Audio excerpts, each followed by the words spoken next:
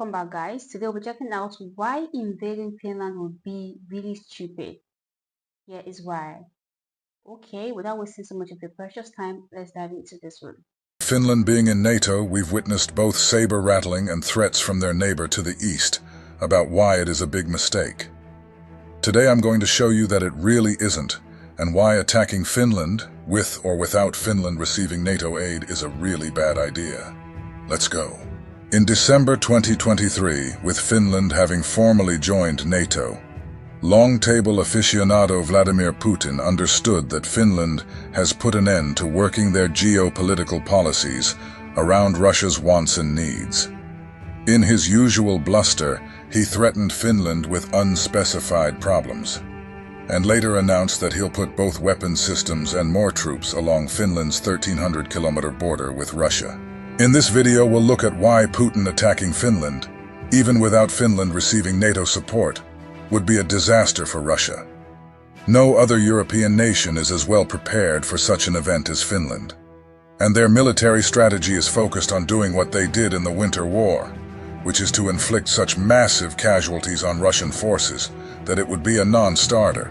I'd like to note that even if you think that you should go into the comments and say, "But nukes," that mad theory has stopped nukes for as long as more than one nation had them. And why would Russia nuke a country so close to their biggest population centers, causing irradiation in St. Petersburg and Moscow? In order to estimate where Finland potentially would be attacked, we likely only need to look at history. During the Winter War, the Soviet Union attacked the Mannerheim Line in the south, with smaller second Axis attacks coming in the north towards Petsamo, 𝐋𝐈𝐊𝐄 and Suomussalmi, Sala, Ilomantsi and Kiti. While the borders shifted slightly since the concessions of Karelia and Petsamo, the vectors would likely look fairly similar. If the war in Ukraine has shown us anything, it is that the Russian army is highly unable to adapt their tactics and still follow the same Soviet doctrines that they always have. During the Winter War, a relatively small Finnish force held the Soviet Union's army, tanks and aircraft for more than 3 months, while facing odds of more than 100-to-1 in aircraft, tanks and artillery, and at least 3-to-1 in infantry. Finland knows how to deal with a bigger opponent, so let's get into how they'll likely do it. In order to fully understand what sort of undertaking it is to invade Finland, we need to understand what sort of geography is present there. Finland mostly has its cities and farmland to the south and along the coast around Helsinki, Oulu, Tampere, Jyväskylä, and Tornio. There are some towns further north and towards the border, but they're much further apart and generally sat between massive forests, lakes, and boggy terrain.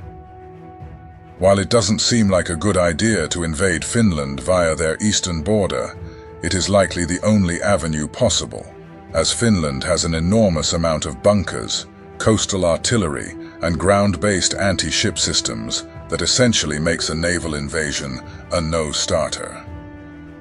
To add to this, their naval mine deployment program is one of the most developed in the world, with an estimated deployment rate of a fully effective naval mine blockade to be operational within a few days. Finland's defense force, even without full mobilization, totals over 280,000 during wartime, with close to 1 million inhabitants having received training and considered of an age where they could serve purposefully in the armed forces when mobilized. For reference, that is more trained personnel than half of the European NATO allies have in total put together. Initially, it'd be up to the 25,000 or so active military members to hold off the attack while the wartime reserve equips and gathers. Finland's strategy would be to blow up bridges and channel Russian columns into death traps like we saw during the Winter War. Each section of Finland's eastern border has designated bridges and areas where the Finnish army trains for this exact mission, with artillerymen receiving direct training in their sector of the potential front. Speaking of artillery, Finland also has the largest artillery capability in Western Europe. It has a staggering 1,500 or more operational systems on hand for any potential escalation. Finland also has one of Europe's largest stocks of anti-tank capability, and it'd likely be small teams of ATGM squads that would be the first to make contact. These squads would be tasked with taking out the lead and last vehicle in any grouping, forcing the invader to disperse into the boggy terrain.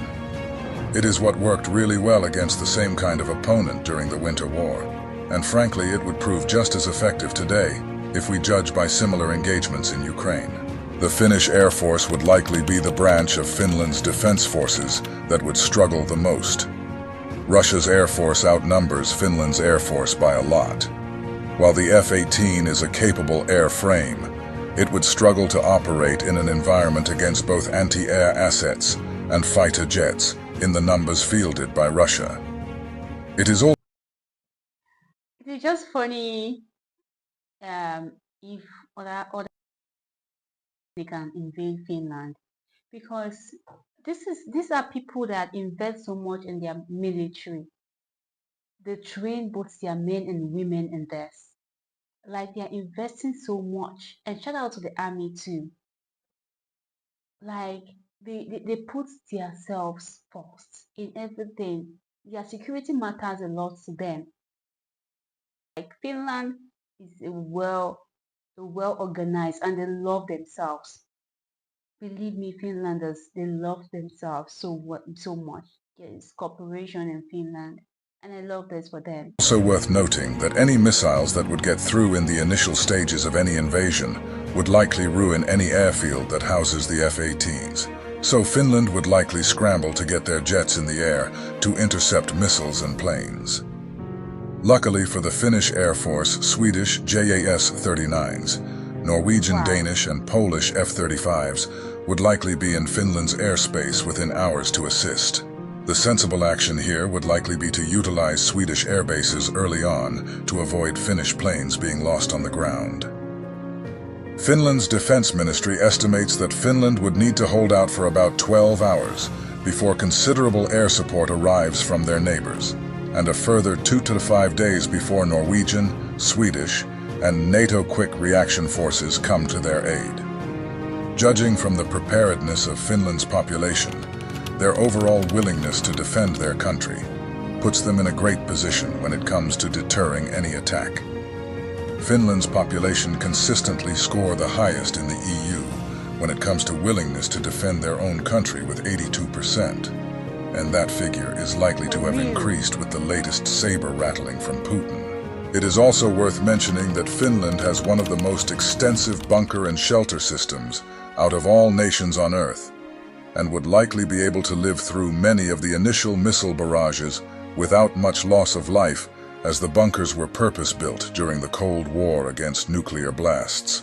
And as with many of their fellow Nordic neighbors, they've got storage facilities stacked to the brim with food, supplies, and weapons in case of such an event. For Russia, the issue would quickly become how they defend the P-21 highway and accompanying railway lines, the only heavy-duty transportation networks that goes from St. Petersburg to Murmansk, where Russia's northern fleet and various air assets are housed. Finland is within GMLRS striking distance of... I really want to say shout out to Finland Army and to the government, because it takes a disciplined government and people to be able to put all of this together. Believe me, this shows that their governments are not corrupt and they deserve the respect. I mean, other country needs to learn from Finland. As small as Finland is, they have all of this equipment. It is really amazing. Like, invading Finland will be the mistake of a lifetime with all of this. Shout out to Finland. I'm saying it again, and the Finland army. Because for the army, it is not easy to sacrifice yourself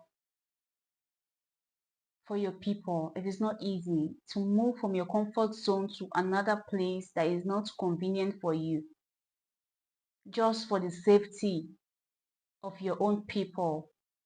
It is really amazing. Shout out to you, and your labor shall never go in vain. Let's get back to it, guys. This vital supply line for almost 1,000 kilometers of their shared border. Some well-aimed bunker busters would make resupplying any Russian battle groups north of Lake Ladoga a nightmare. In conclusion, if I were a Russian general, which I am glad I am not, I would be doing anything I could to stop anyone from suggesting an attack on Finland. Not only has Finland strengthened NATO's preparedness, it's increased European NATO abilities, especially when it comes to artillery and infantry by many percent. The only weakness you could potentially find is with their air force, which is quickly being upgraded to F-35s, and with the advent of the combined Nordic Air Force, is not really a weakness anymore. We're all glad to have you by our side, Finland. Before you go, I'd love to ask you to let us know of any feedback that you have in the comments. Anything you think we could improve or do really well is valuable feedback to us. Stay safe, brothers. This is totally amazing. My highlight, the most amazing part of this video is when I heard, with or without NATO, Finland can fight for themselves. Like, it takes a lot to be able to make this statement. I'm so proud of Finlanders. Trust me, I'm so proud. I'm jealous of you all because this is totally amazing. This is totally amazing. Like, before invading Finland, you just have to think twice. You just have to think twice. You need to be you need to think twice and to be prepared. It's not just thinking twice. Be prepared. Shout out to you all, my Finland friends. I love saying this. This is amazing. I'm proud of you all. Okay, I'm very proud of you all. Let me know what you feel about this video on the comments, okay? And also let me know what you like me to be checking out next. As you all know, all my videos are highly inspired by you all, my amazing subscribers, okay? See you on my next video. Bye for now, my returning subscribers. Know that I love you always, okay? I love you always. Thanks for always tuning in. Bye for now.